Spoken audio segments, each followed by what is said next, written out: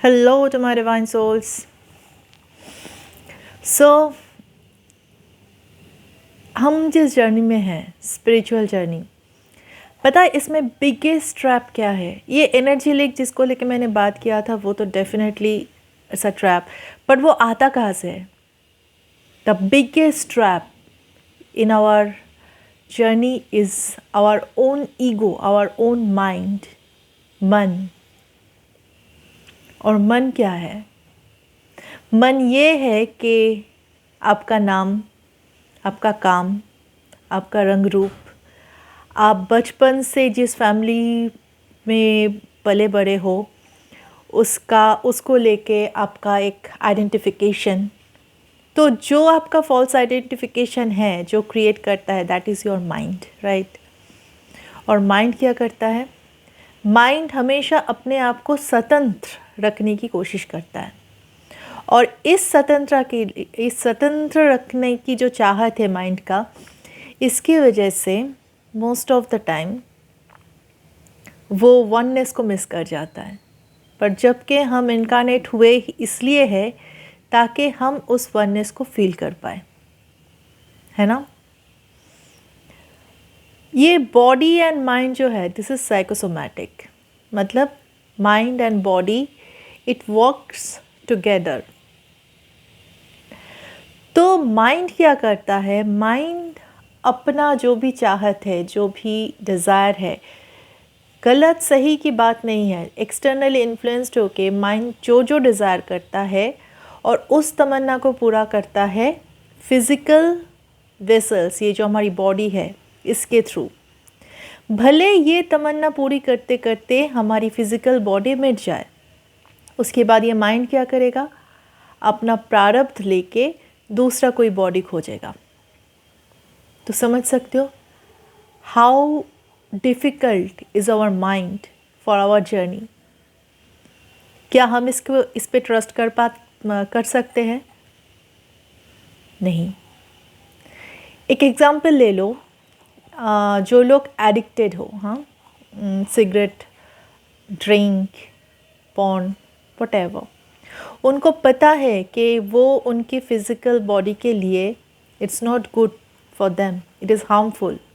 पर उसके बाद भी मन क्या करता है? बोलता है थोड़ा सा ले लेता है ना, मन बहुत हल्का लगेगा, मन ठीक नहीं है। तो ये मन ठीक नहीं है, मन को ठीक करने के चलते वो फिज़िकल बॉडी को टॉक्सिन्स देता रहता है। भले इससे फिज़िकल बॉडी मिट जाए। जो स्मोकर है उसको पता है smoking is not good for health, पर फिर भी वो स्मोक करता है।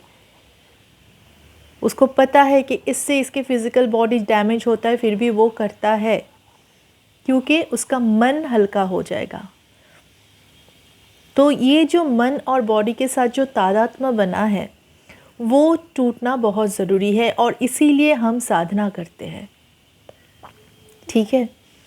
क्योंकि मन फिज़िकल बॉडी को मिटा के जब ये बिल्कुल मिट जाएगा, जब ये बिल्कुल कुछ काम में नहीं आएगा और जब इसको मेडिकल साइंस डेथ डिक्लेयर कर देगा, तो माइंड क्या करेगा?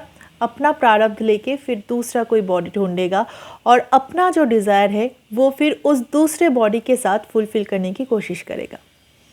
इसीलिए जितने भी ज्ञानी पुरुष बोल के गए हैं, बुद्धा ले लो, महावतार बाबा जी ले लो, ओशो ले लो, कृष्णमूर्ति ले लो, रमना महर्षि ले लो, जितने भी लोग हैं उन लोगों ने यही कहा है कि मन को वश में करो। मन एक जंगली हाथी की तरह होता है। वो हाथी जब जंगली रहते हैं तो बहुत नुकसान करते हैं लोगों की, पर उस हाथी को अगर हम वश में कर लेते हैं तो वो कितने कल्याण में आते हैं हमारे, है ना? तो इसीलिए हम साधना करते हैं, इसीलिए स्पिरिचुअल प्रैक्टिस है। जैसे कि और कुछ एग्जांपल देती हूँ कि आपकी कुछ क्वेश्चंस आए हैं। एक बार कमेंट बॉक्स चेक करना, आप लोग देखना कि जब कुछ अच्छा घट रहा होता है हमारे साथ तो ही वहाँ पे मन तुरंत वहाँ पे इंटरप्ट करता है, इंटरफेयर करता है कि अरे कुछ गलत तो नहीं हो रहा है। जैसे कि किसी को सर में एनर्जी मूवमेंट हो रहा है, किसी को हार्ट चक्र में एनर्जी मूवमेंट हो रहा है, मन क्या बोलेगा, अरे कुछ गड़बड़ हो रहा है, कुछ प्रॉब्लम है, ऐसा क्यों हो रहा है, कहाँ से हो रहा है। हम गुना भाग लगाते जाते हैं, क्यों, कैसा, क्या, कहाँ से हो रहा है। मन सब कुछ समझना चाहता है, क्योंकि जब तक वो नहीं समझेगा तब तक उस चीज़ के ऊपर मन का होल्ड नहीं रहेगा। इसीलिए मन हर एक चीज़ को समझना चाहता है। और ये समझते समझते, क्योंकि देखिए ये जो कॉस्मिक इंटेलिजेंस है ये हमारी छोटी सी ईगो में कहाँ पे फिट होगा। हम हर एक चीज़ को नहीं समझ सकते हमारी ईगो के साथ, वो चीज़ को एक्सपीरियंस करना ज़रूरी है। और इसीलिए बोलते हैं कि जो लोग आत्मज्ञानी हैं वो उन लोगों ने अपना वो आत्मज्ञान, वो जो लास्ट स्टेज है, वो जो परम ज्ञान की जो स्टेज है, वो एक्सप्लेन नहीं कर पाए, है ना, क्योंकि वो शब्दों से जाहिर नहीं किया जा सकता।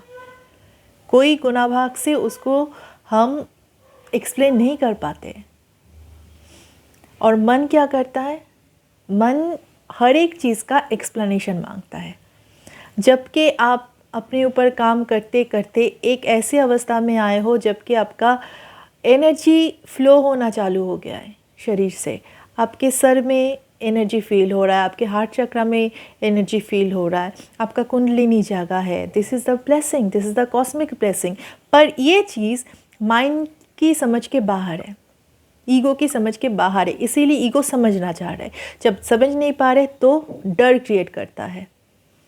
डर कैसा क्रिएट करता है, ये क्यों हो रहा है, कोई प्रॉब्लम तो नहीं होगा, हार्ट स्ट्रोक तो नहीं हो जाएगा, ब्रेन स्ट्रोक तो नहीं हो जाएगा।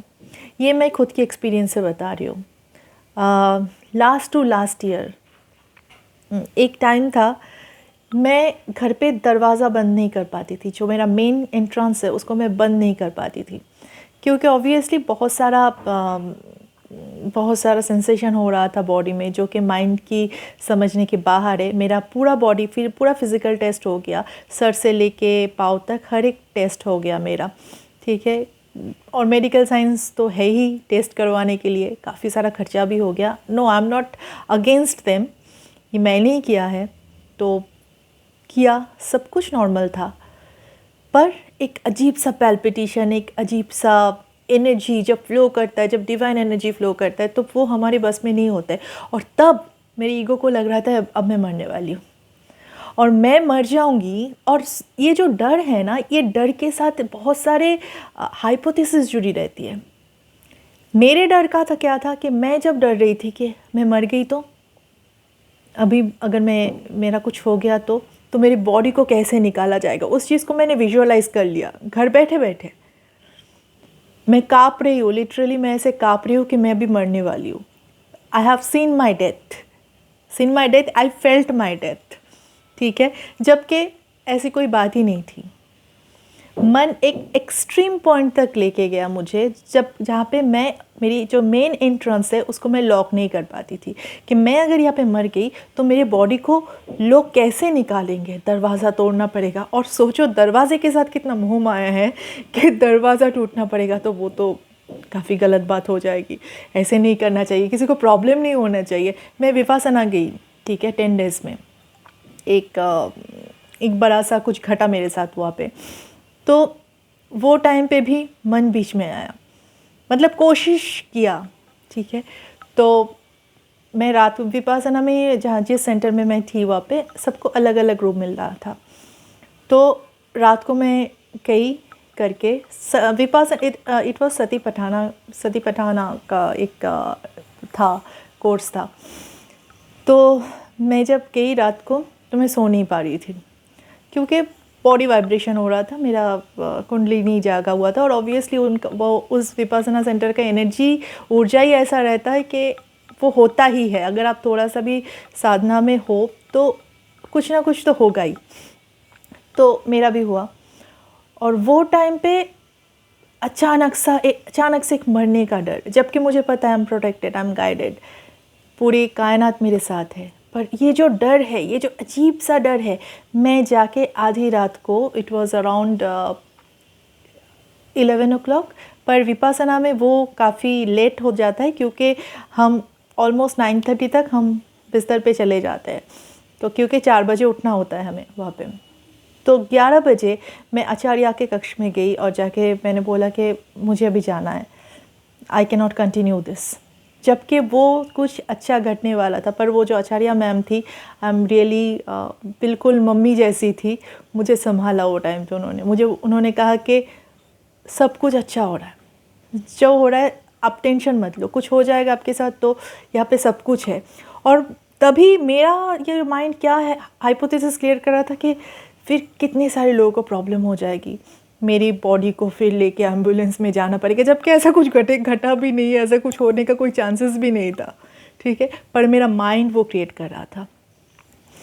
तो ये जो माइंड का ढांचा है, this is the most biggest trap in our progress, in our spiritual journey. तो इससे बचना चाहिए। कुछ और एक चीज़ मैं बता रही हूँ कि एक बार मेडिटेशन करते करते अंधेरा फील हुआ, ठीक है, अंधेरा, डिवाइन डार्कनेस जिसको बोलते हैं। आज पता चलता है तो आज थोड़ा हंसी आती है, पर वो टाइम पे हंसी नहीं आ रही थी, डर गई मैं उस डार्कनेस को देख के। क्यों? क्योंकि माइंड हैबिचुएटेड नहीं है। बचपन से हमें रोशनी के बारे में दिखाया गया, रोशनी को पहचाना गया है ना। पर ये जो डिवाइन डार्कनेस है, अगर बहुत ध्यान से आप देखेंगे तो रोशनी सेपरेशन पैदा करता है। रोशनी में हम आप अब चीज़ों को देखेंगे तो वहाँ पे आपको ये है, वो है, ये ऐसा है, ये ऐसा है, ये जो सेपरेशन है ये रोशनी में क्रिएट होता है। पर डार्कनेस में वननेस रहता है, डार्कनेस में सब सेम है ना। तो इसीलिए बोलते हैं डिवाइन डार्कनेस, जो निराकार, जो मौन, निर्गुण, निराकार, मौन, पूर्ण चित्त। पर उस चीज़ को नहीं समझ पाई, डर गई। तो ऐसा जो डर, ऐसे हम सभी लोग गलतियां करके ही सीखते हैं, है ना। तो मैंने भी ये सारे डर को फेस किया, इसीलिए मैं यहाँ पे बैठ के आपको बोल रही हूँ कि माइंड से बाहर आइए। जब कुछ अच्छा घटने की जब घटना होता है तो माइंड वहाँ पे बहुत सारा कन्फ्यूजन क्रिएट करता है आपको रोकने के लिए। क्यों रोकने के लिए? क्योंकि वो जगह पे अगर आप जुझ गए, अगर आप टिक गए तो आप सरेंडर्ड हो गए। सरेंडर्ड हो गए मतलब वहाँ पे तो मन काम ही नहीं करेगा, आपका जो ये सेपरेट आइडेंटिटी है वो तो चला जाएगा, और वो चला जाएगा तो आप तो वननेस में आ गए, और आप अगर वननेस में आ गए तो मोक्ष, है ना। तो इस चीज़ को रोकने के लिए माइंड या ईगो अपने आइडेंटिटी बचाने के लिए ये सब हाइपोथेसिस क्रिएट करता है आपको डराने के लिए। तो स्पिरिचुअल अवेकनिंग में माइंड ट्रैप से बचना चाहिए, ठीक है। Bye bye.